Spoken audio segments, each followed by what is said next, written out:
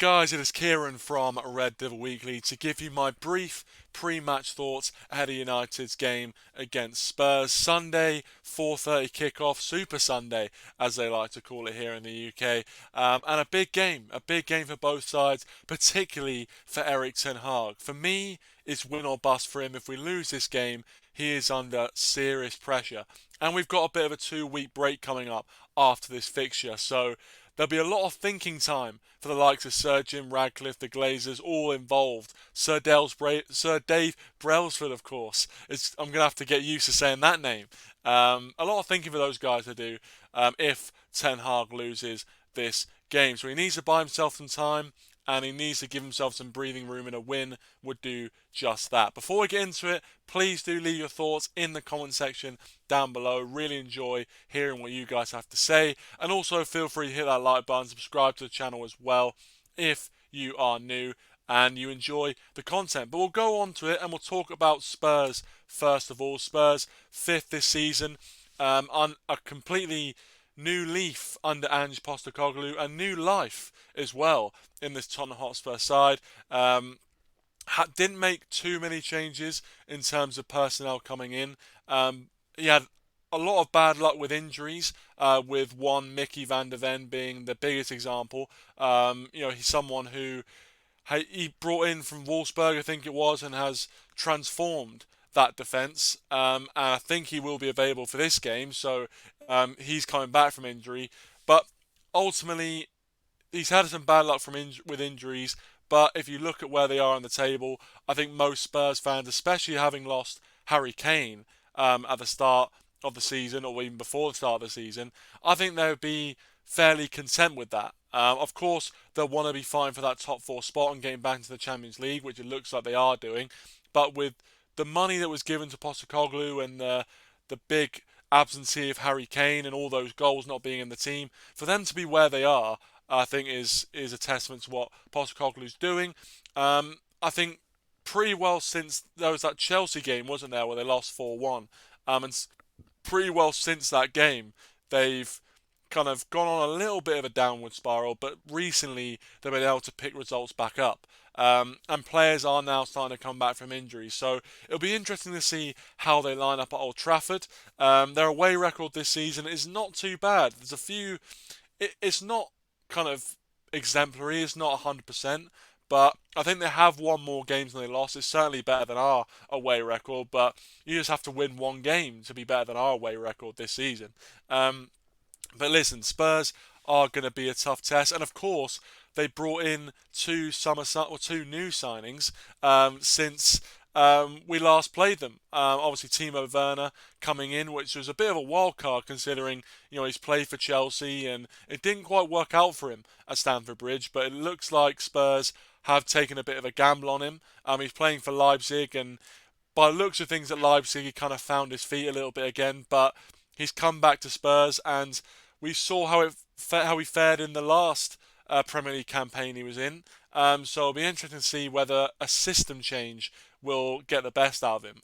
But one thing's for certain, he is rapid, and he's someone who, if he does find his feet and he does get balls played in behind to him, it's going to be difficult for him to catch. So if he's got his shooting boots on, it's going to be difficult. And Dragasine, I think his name is, this right-footed defender, came in as well.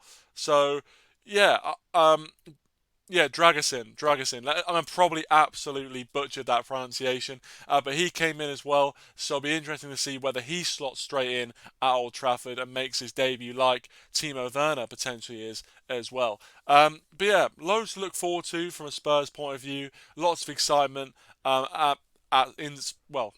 Spurs fans, really.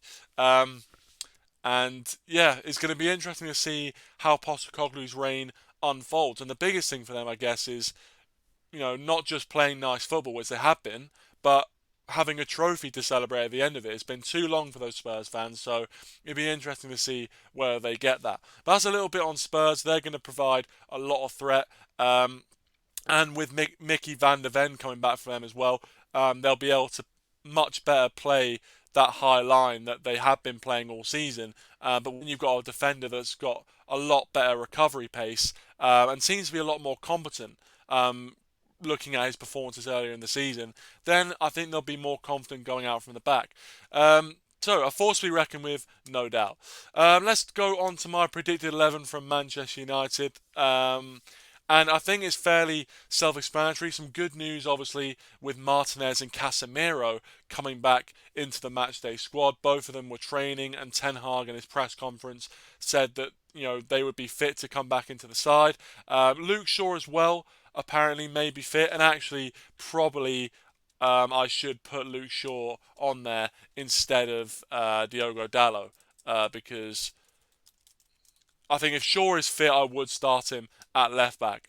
Some people may start Dalot at right back instead of Wan-Bissaka, but I think against Spurs and some of the offensive weapons they've got, I think we do need to have our strongest defence out there. Dalot going forward can create, but I think defensively this is the best we've got. Now, I've gone with Onana in goal. There was all that stuff about whether he was going to wait to go to AFCON, whether he's going to go to AFCON and miss this game, or even whether he's going to play this game and then make himself available for his country's first game of AFCON, which is the following day on the Monday. So, there was talk of him doing that, but it looks like he's going to play this game, and then I think he'll have a few days before he has to play for his country, Cameroon.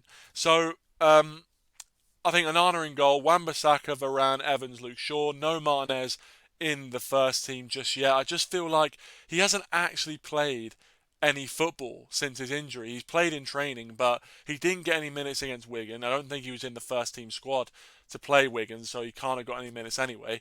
But I just feel like it might be a bit of a risk putting him into the starting 11 when he hasn't even got any minutes under his belt for the last, 4 or 5 months. So that's what I'd do. I'd probably go with Varane, Evans, Luke Shaw, and Wan-Bissaka. Mainu, Casemiro, Fernandes. Now you might be thinking, Kieran, you've contradicted yourself. Casemiro is in this team. But I just feel like with the lack of quality in our midfield and how we always look vulnerable there, I feel like if Casemiro is fully fit, he should be coming back in. And, for him and to have a partnership of him and Mainu as well, with Mainu playing as well as he is, I'm really excited to see how that plays out. Fernandes in the 10, and then Rash on the left, Garnacho on the right, and Rasmus Højlund through the middle. Let me know your thoughts in the comment section down below on that predicted 11.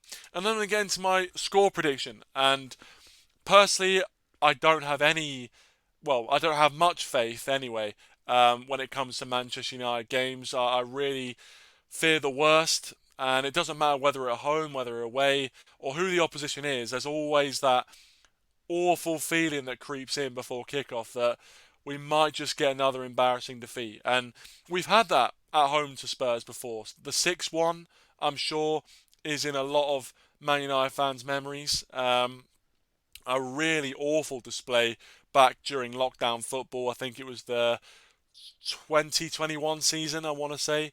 And yeah, really, really horrible day all round. I think it was the same day that Liverpool got beat 7-2. Some crazy results there in the Premier League. But I'm going to say we come out on top on this one. A home crowd, I'm hoping that we can kind of do similar, except obviously not go behind like we did against Aston Villa, but we produce a similar performance to that we saw in the second half in that game. So I'm going to go 3-1. I'm going to say 3-1 United. I'm going to say Fernandes, Rashford, and Højlund on the score sheet. Let me know your thoughts in the comment section down below. Thank you for watching, guys. Really appreciate it. Hope you have a good weekend, and I'll see you all in the next one. Cheers.